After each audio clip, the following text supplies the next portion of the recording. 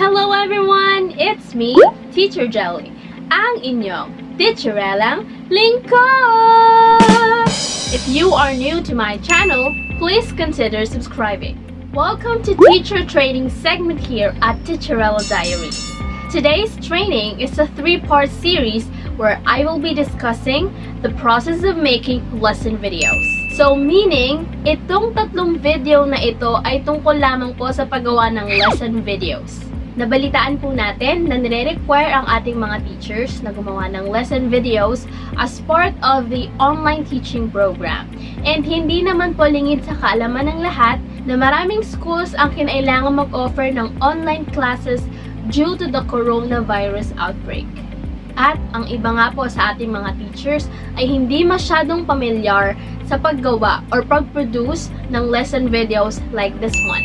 Dahil dyan, naisipan nga po natin gumawa ng tutorial series para makatulong po sa mga kapwa-guro natin. This series is entitled, Paano Gumawa ng Lesson Videos.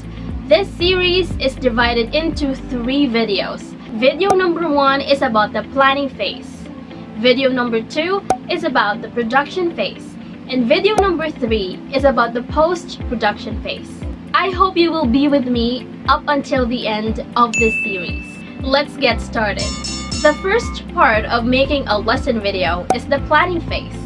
Ang planning phase ay napakahalaga dahil tutulungan tayo nito to save time kapag nandoon na tayo sa production phase. Let's begin with step number 1. Step number 1 is to write a script. Ha? Paano makakasave ng time yan? Eh, magsusulat ka pa ng script? Ha? Paano tayo makakasave ng time yan, ma'am? If you will write your script ahead before filming or recording, you will be better guided. Kasi teachers, structured na ang iyong sasabihin. Alam mo na kung ano yung sasabihin mo na susunod. You already know the sequence. Parang lesson plan lamang po ang purpose ng pagsusulat natin ng script.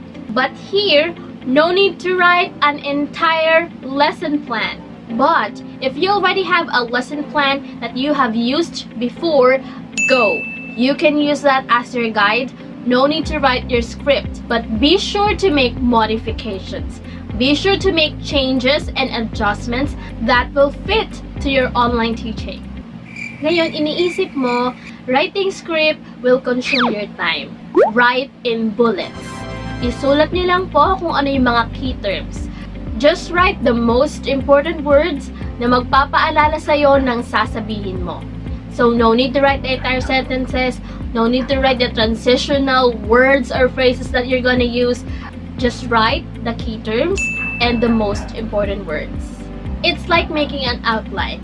But teachers, kung hindi kayo sanay sa bullet form, then if you have more time, you can write the entire script. Okay? It depends on the time that you have left in planning for your lesson video. Eh, Teacher Jelly, lalo nga po kami matatagalan kapag nagsulat pa po kami ng script. Believe me. If it's your first time to make a lesson video, it will cost you more time if you don't have a script. Why? Number 1, you'll get lost at some point while recording. Hindi mo na alam kung ano yung susunod mong sasabihin. Iisipin mo pa kung ano yung next line mo, ganon. Number 2, you might say unnecessary information para lang maging filler, para lang medyo humaba yung iyong lesson video. And we don't want that. That's why I'm telling you, you just have to write your script in bullets to save time. So step number 1 is to write your script. Now we proceed to step number 2. Step number 2, prepare the needed materials. So ano-ano ba itong mga materials na kailangan mo before you record? In your discussion, you might be needing some materials. So itong mga materials na ito ay pwedeng realia. Realia are real objects that you use as a teaching aid. Pwedeng household items like fruits, mga apples, utensils, tissue rolls. Pwede ring items from outdoors like tickets or magazine, brochure. Pwede ring Pwedeng items from outdoors like tickets, brochure, magazine, map, newspaper. Basta lahat ng real objects na gagamitin mo as a teaching aid. Kumbaga, isa siyang instructional material. Math teacher ka, for example, or elementary teacher ka, and kailangan yung magbilang, ayun yung lesson nyo, counting numbers.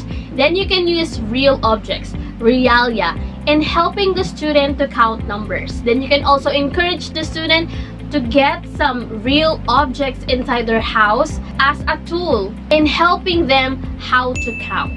Also, kung science teacher ka, for example, you can use realia for your analogies, explanations, and experiments. Next, rubric.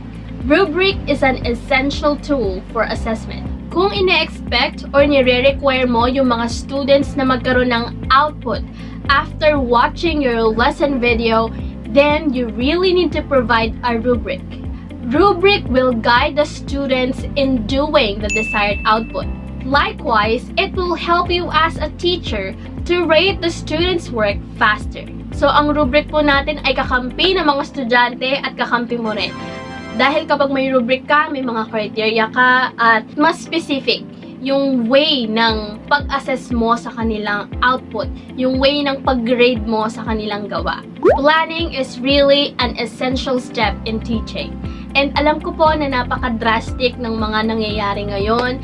And marami pong teachers ang hindi talaga na culture or na train sa pag-conduct ng online classes. Kaya maigi na umpisahan po natin sa pagplano ng content ng ating lesson video. Okay, let's have a review. For this first video, we discussed about 2 steps. Step number 1 is to write a script. You make it short, you make it brief by writing in bullets. Step number 2 is to prepare the necessary materials. Materials could be realia and also rubric.